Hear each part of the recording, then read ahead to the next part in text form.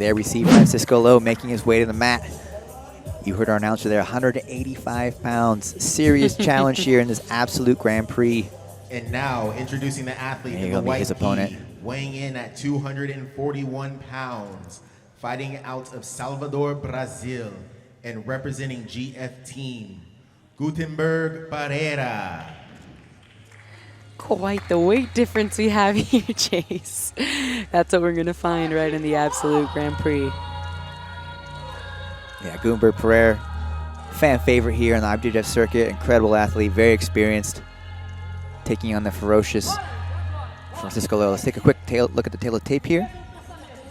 We have Gutenberg Pereira, 29 years old, 6'4", 241. And, of course, Francisco Lowe, 22, 6'1", 185. Really the biggest difference there, the weight. And we're off and running here. Lowe in the blue gi, Gutenberg Pereira in the white. Heavy foot sweep from Gutenberg to open things up here. Some opening energy. And some opening energy right back there from Lowe. Yeah, Lowe's not intimidated. For fans that don't know him very well, he's had a lot of success in Brazil, 2022, Brazilian national champion at brown belt, and he's made his way to the States here. He's living in Texas these days. I believe he took bronze at Nogi Pans, so he's definitely looking to step into the action here and make himself known internationally, globally. Yeah. And that the statement will be made tonight here if he pulls off a huge victory over Gutenberg Pereira. But that's a tough task at hand. That's a tough ask, right? Gutenberg Pereira with a silver medal finish at the Worlds this year to Victor Hugo. So absolutely, just like you said, not only a popular athlete on the IBJJF circuit, but really a mainstay at the highest level, consistently winning and medaling at the biggest tournaments in the world. So it would be really wild to see him knocked off here in this first round. But if anyone can do it, I wouldn't be surprised if it was going to be someone, Francisco Lowe.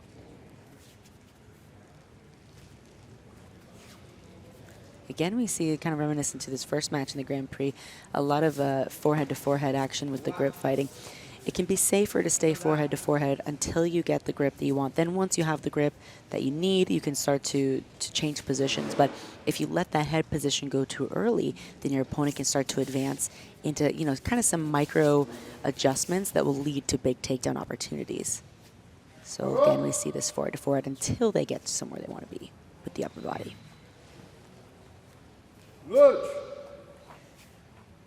See a penalty awarded for each athlete here due to lack of action. We are a minute 45 in, so not super surprising that our athlete is, that our referee is calling that. And that was a interesting look. I don't know if that was for a low single or what. He was a little far away for a low single, but kind of resulted in a bit of an eye poke there for a moment. Seemingly okay, though. Yeah, pretty wild level change there from Lowe.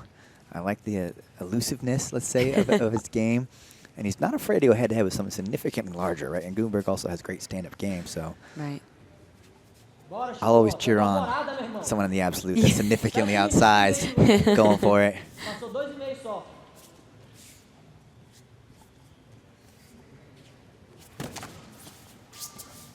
Yeah, I mean, even there you could see such a big difference in power and output with that foot sweep. As soon as he started to come back up, I mean, Gutenberg almost rotated him through kind of like a truck driver single finish there, just with the upper body alone, right? So a big difference in power and size. Wow, but a big flying little attempt there from Lowe, which will now put him in playing guard, right, since he doesn't have any submission locked in. So nothing on the board as far as the score goes, but we do move to the ground 3 minutes in. Yeah, I really like the aggression from Lowe. Let's see what he can do here if he can find himself a little bit of a safer position here. Gutenberg taking his time on top. I feel like it's been an incredible year for Gutenberg. Maybe an incredible 2-year run, actually, because he's been a black belt for so long and found success. But really, I feel like in the last 12 months, he had put together some incredible performances, culminating there in that Worlds run that he had, where he looked very good all the way through almost the end of that final. Yeah, I mean, that was probably the wildest match, in my opinion, of Worlds, where he was winning. I don't know the exact score, but I think it might have been like 6 or 7, maybe 7 or 8, something very, very high.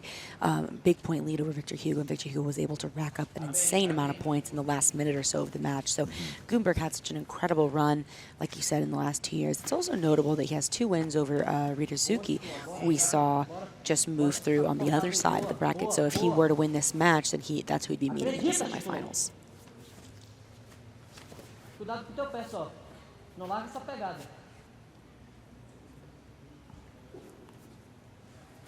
We see Lo looking very confident in his guard here. It does not look too phased by the size difference or the power difference here in the passing pressure from Gutenberg. Has had a very good look at maybe like a very deep lasso there for a moment, and Gutenberg, while he has very good movement on top, it doesn't seem like he's had an answer quite yet to opening up this guard. And as I say that, now dropping a lot of pressure here, compressing Lo right away.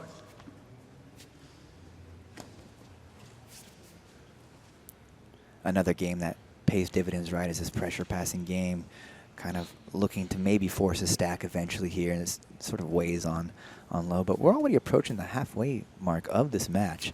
It's kind of flying by here. And still not any really scoring on the board here, just 1 penalty apiece for that opening stolen goal.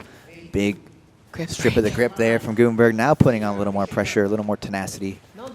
Yeah, I like that. I like those versions of grip breaks where you see like big stomps and rip backs, and it's clearly paying off for him as now he moves his hips closer to the head. He has a nice control of the top leg with his right hand, stepping through to force himself to half guard to see if he can put Lo flat on his back. And we have an illegal grip penalty, I believe, awarded to Lo. Yeah, Lo had his fingers on the inside of the pant grip there for a moment. And there Gutenberg steps over here. 3 points for Gutenberg there.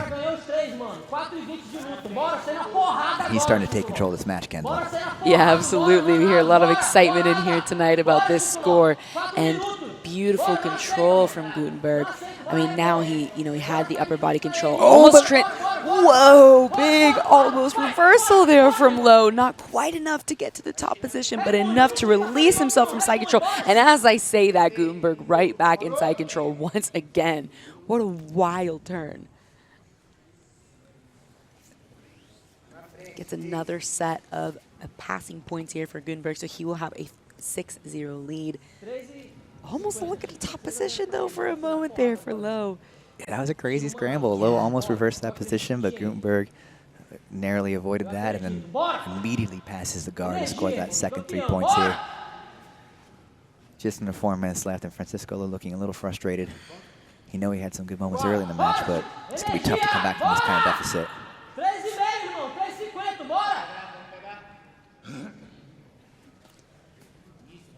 It's really impressive to me the way that Gutenberg is able to maintain top position. Woof. And that is going to be that, I believe. Gutenberg Pereira with a finish here. And advancing to the absolute semifinals, Gutemberg Pereira representing first submission of the night. team. Yeah, Gutenberg Pereira looking fantastic out there. He will meet Hirazuki later this evening.